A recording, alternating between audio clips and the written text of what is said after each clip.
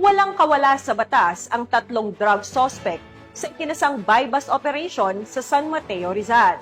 Ang balitang hatid ni Patrolwoman Jevy Marie Famoso.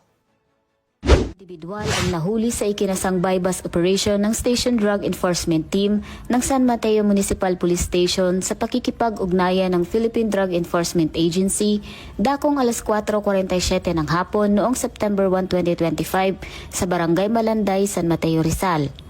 Kinilala ang mga suspect sa alias na Gilbert, Jasmine at Francisco.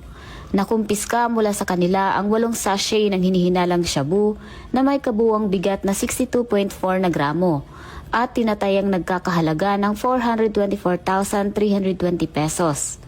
Na-recover din ang isang weighing scale, isang lighter, isang gunting, isang itim na pouch bag, isang pakete ng mga plastic sachet, isang 500 recovered money at isang 500 peso bill na ginamit bilang buy-bust money. Naharap ang mga sospek sa kasong paglabag sa Section 5 at 11 Article 2 ng Republic Act 9165 o ang Comprehensive Dangerous Drugs Act of 2002.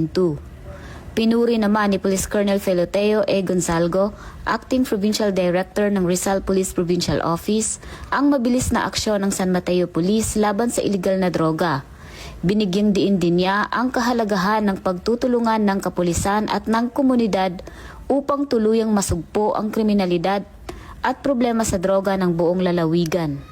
Mula dito sa Calabarzon, ako ang inyong Police News Network Correspondent, Patrolwoman Jevy Marie Famoso, alagad ng batas, tagataguyod ng balitang pulis.